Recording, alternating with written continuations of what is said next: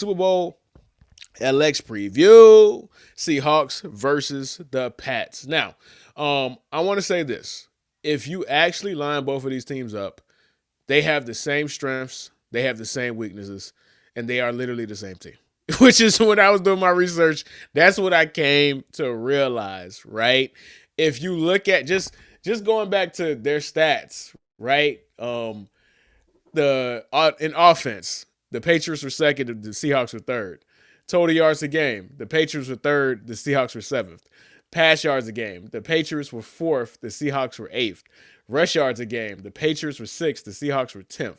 And then giveaways. That's the only real difference between these teams is that the Seahawks were a lot better, actually a lot worse at holding on to the ball until the playoffs, where the Patriots have been significantly worse when it comes to turnovers, bro. So there is a lot of parallels and a lot of similarities between these two teams. They want to play defense the same way. They want to play offense the same way. They both want to run the ball to set up the play action. They both want to rely on explosives and on defense. They both want to play man defense. They both want to hit you. They both want to tackle. And they both want to bust your goddamn ass. So this, what a lot of people are expecting to be a blowout, actually, if you look at the deeper, finer things in between the lines, has the makings to be a solid game if both quarterbacks just don't shit themselves, bro. That's all it really comes down to, dog. So, I surprisingly like the Seahawks. The Patriots. My bad. You, as a division rival, are absolutely rooting against the Patriots. So obviously, you like the Seahawks, man. So what I wanted to do, because I feel like there's a argument for both sides. I wanted to take the Patriots side on how the Patriots can win this game. And obviously, you feel very, very confident about the Seahawks going into this game, Rod. So I want you to go ahead and talk about what you feel the Seahawks could do to win this game. And we can just go ahead and compare and contrast, bro. So you want to go first? You want me to go first? How you want to do it? You can go first. That's fine. Okay, all right, cool, man. So when it comes to the Patriots, right? The Patriots have a couple of keys to victory. And what I saw is based off of, like, put it like this. The Patriots need to go look at that NFC Championship game and then go see what the Rams figured out.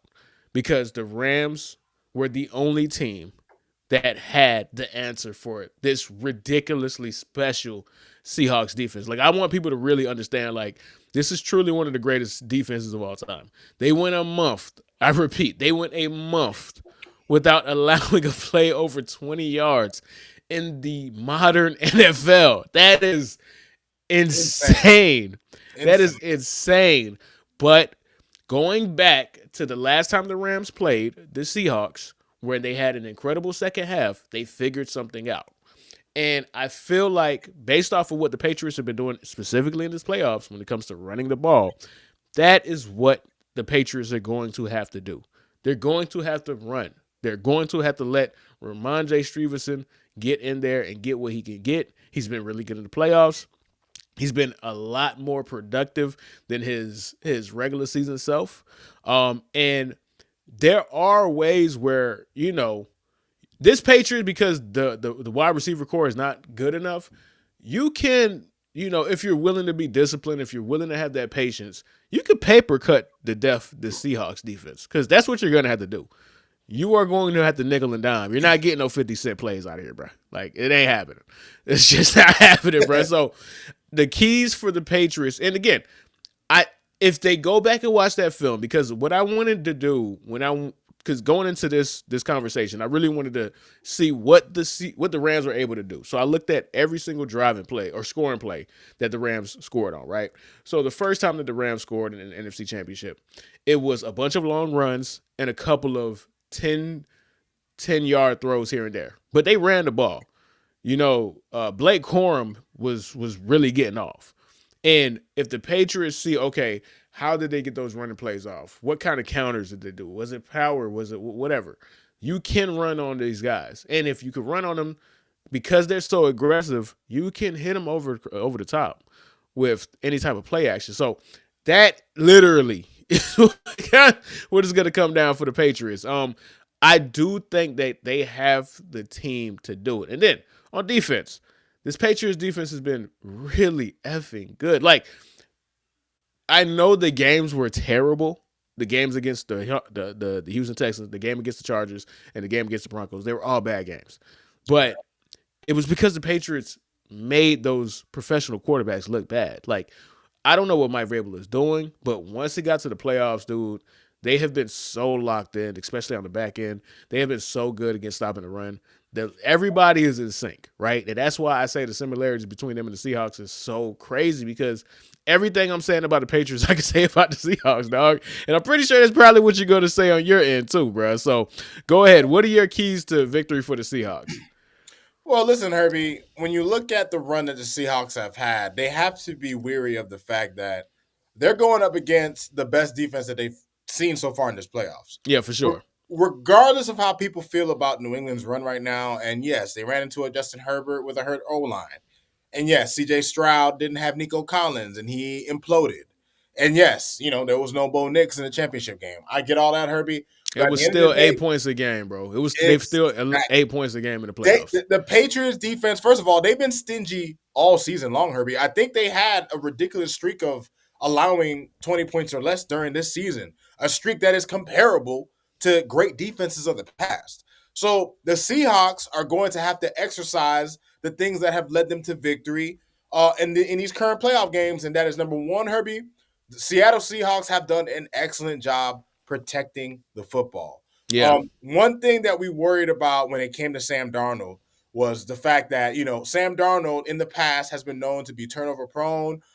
Against the Rams, he obviously had the best game of his career, right? It has to be the best game of his career because it yeah, for was sure. a Because of championship the game. stakes, because of the when it happened against who league MVP, of course. All things considered. All things considered. So, look, when it comes to this game, Herbie, the Seahawks they just have to do what they've been doing, which is one, getting after quarterbacks, two, running the ball with Kenneth Walker, who's been incredible in his postseason, Yeah, and they have the offensive line to do it. The New England Patriots, Herbie, early in the season, they were an incredible running team. They kind of came back down to the pack as the season went on. But Herbie, with the way Seattle can run the ball, with the weapons that Seattle has, when you look at Jackson Smith and Jigba, who has come out of nowhere and been arguably the best receiver in football, right? Like he was phenomenal this year. The way he puts stress on defenses and coverages and opens up things for guys like Rashid Shaheed and some of Seattle's other weapons, even Cooper Kupp, right? Seattle is loaded, Herbie. They have high caliber weapons at different parts. I mean, at their different skill positions, and then you have Sam Darnold, Herbie, who his potential has been realized. Like I think when you compare the Patriots and the Seahawks, they're very similar in the styles of play, but I do give Seattle the edge in talent, Herbie, because yeah, for sure, for as sure. Without question. right, because for as balanced as New England is on offense, I mean, who's there? Like, if you do the playmakers side by side, Herbie, you're gonna go Seattle, a majority of them. You might choose Drake as the quarterback over Sam Darnold, but that's easily debatable, right? But look, Herbie, I think Seattle is gonna be able to play the style of football that they've been playing, Herbie, because they don't have to do too much. They have learned that they don't have to force the issue.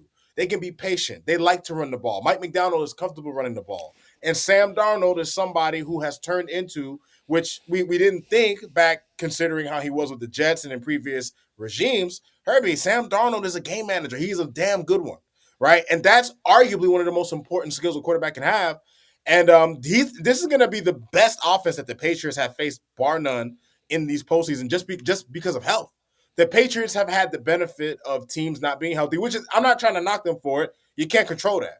But Yeah. they're finally going up against an opponent that's going to have pretty much all their horses.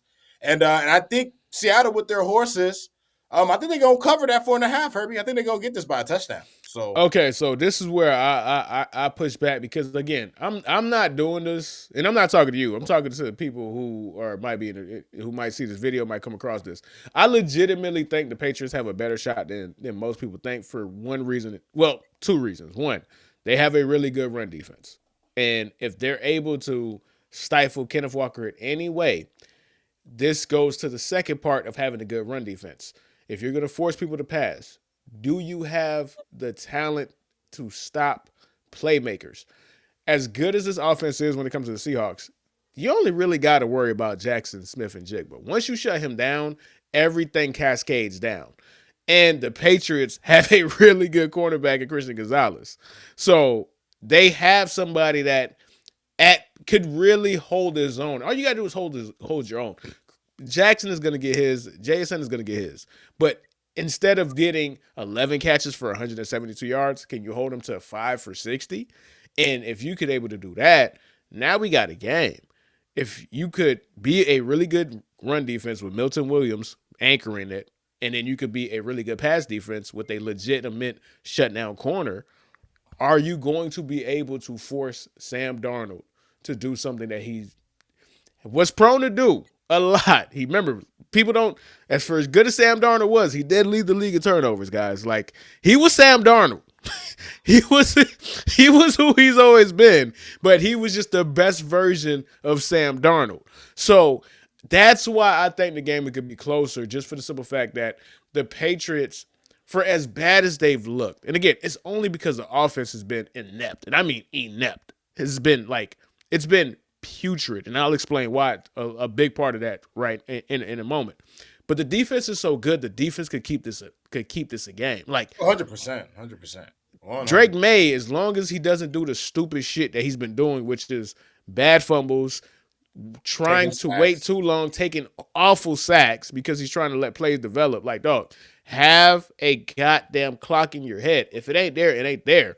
What made Tom Brady so special is that he immediately identified it wasn't there and he got to his check down.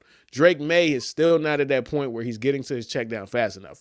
But if he is able to, with 2 weeks of preparation, and you got Mike Vrabel drilling in his head, take the check down when it's time to take a check down, the game could be closer, right? And if it's a closer game, it's only a matter of time before Jekyll and Hyde, Scam Darnold shows up. Man, I don't care, man. Scam Darnold's still in there, man. Scam Darnold is still in there. Man, nah, Herbie, I'm riding. I gotta ride for Sam, Herbie. I can't watch the Patriots win another Super Bowl, especially without Belichick, especially without Brady, man. I'm sorry. And here's one thing I can say. You're right about your point on New England's defense, Herbie, because they have been phenomenal. They were phenomenal during the season, and then the playoffs has just been, they ramped it up. But Herbie, it's the same for Seattle. Now, here's the difference. When you look at what the Rams did, you could look at what they did schematically, but you also have to account for the fact that if you really think about it, they have a star-studded offense too. No, right? Let me get this because I rewatched the game. The reason why the Rams were able to do what the Rams were able to do is because Matt Stafford is just amazing, bro. Like he was unconscious, dog. Like he wanted to prove he was MVP, Herbie. Like he was unconscious in that game, and it's just like the level of precision that the Rams could play that offense, this version of Matt Stafford with those wide receivers and being so comfortable in that system because he's been in the system for going on 4 years now. Yeah. He was throwing people open, dog. Like people were covered. And it didn't matter. Master anticipation, bro. It was truly a God-tier quarterback performance. Like, he was so locked in put it like this. He was so locked in that game.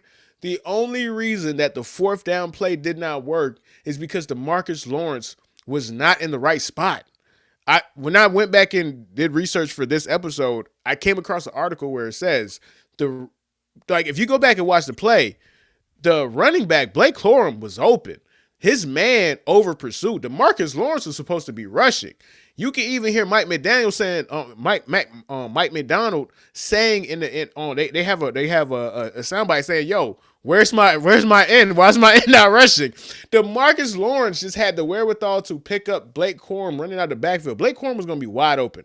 Matt Stafford was expecting Blake Corum to be wide open. That's why he had to take. That's why he. Like it took. You had to hesitate. Yeah. It took Mike McDonald. It took put it like this. It took the best accident that's ever happened in football history, possibly, to get Matt Stafford. That's how dialed in he was. DeMarcus Lawrence was not supposed to be in that spot to take away Blake Corum. He just had the all-time instinct of saying, fuck rushing the ball. I see this dude peeling behind me. I'm gonna go with him. Like They were getting I ate up all game, Herbie. He was like, we got to do something different. right, right. And I'll try to get it so people can see it because it's such a good play. Like you have to actually see it because it completely recontextualizes that entire fourth down play, right? Like there's so many things that go into football that we're not present of and we're just arguing about, and we really don't freaking know. Whereas that's why this game's incredible. Like that's neither here nor there. But I'll try to find a place so that people can see it. But back to the original point. The original point is Matt Stafford was so dialed in that Matt Stafford was better than one of the greatest defenses that we've ever seen according to DVOA. He was that locked in. Like there was a play that he threw to the tight end.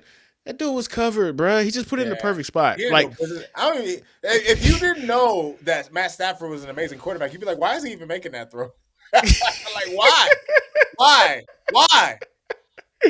Like for real, dog. Like it just shows you that we're on a matter of fact. I actually do have it. Let me see if I could get it right real quick. Just fill the bus for me real quick, Rod. While I pull this My up. final point that I'm going to have for Seattle, Herbie, is that, and that's what I had kind of started with.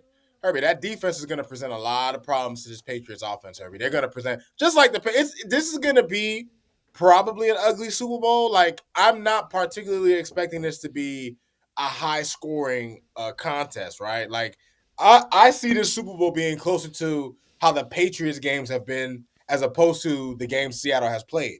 Like, there are people talking about Seattle's going to blow it out. I don't think that's going to happen at all. I think New England's defense is going to be able to restrict Seattle, right? They're going to be able to slow them down, keep them in quicksand.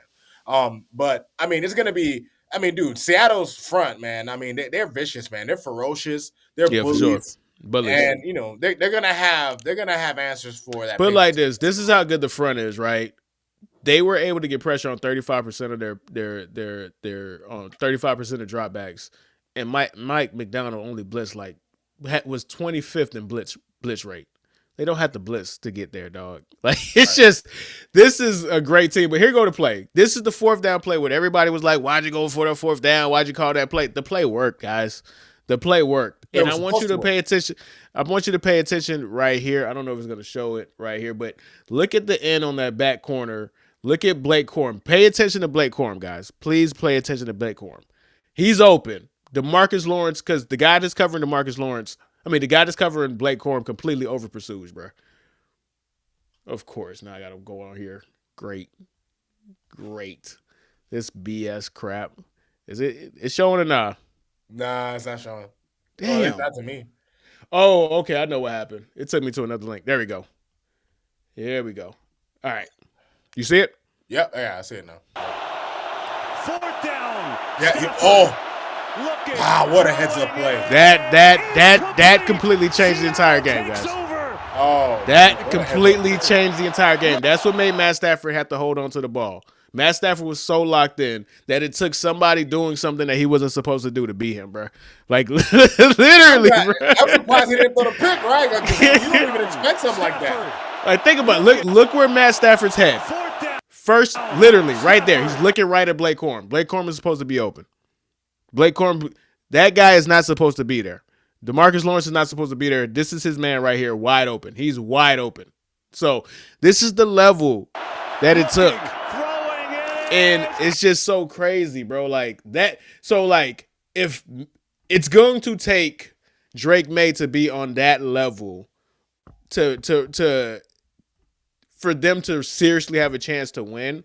And Drake May was second to MVP. There could be that version of Drake May. There has to be, not could be. There has to be that version of Drake May for them to win, right? And the reason why this team, they've been looking so bad on offense is because they've done one thing, which is pathetic. They've been doubling Stephon Diggs, bro. Like for whatever reason, they just realized, oh, if we double Stephon Diggs, this place is open. We doubled Stephon Diggs specifically on third down. They're done. That's it. That's all they've done. Their offense is so bad, like legitimately so bad, that some genius was like, hey, let's double the guy that's 30 years old coming off of ACL and is really a slot corner or slot wide receiver now third down, and the complete offense just completely falls apart. It's a sad story. Yeah, so the Patriots live and die off explosives. They're not getting explosives on this team. It's not happening. This team is too good. They're too locked in. They're too well coached. They have too many great athletes. Like Devin Wood, you can make the argument Devin Witherspoon is not even the best defensive player on the team, which is insane. If Devon Witherspoon is not your, huh? Was he all pro this year? No, nobody made an all pro this year. He's a former all pro, but nobody made all pro. You can make like Emma Warrior could be their best, but all just it's irrelevant. It's arguable. What I'm saying is you cannot definitively say Devon Witherspoon is their best defensive player. If your team cannot definitively say Devon Witherspoon is not your best player, you have an incredible defense. Mm-hmm. You have an incredible defense. So it's gonna be a tall task. But I still like the Patriots. I'm putting my money on the Patriots. I got $50 on the Patriots, bro. Hey, whatever, dog. Whatever, fuck it. If they win, they win.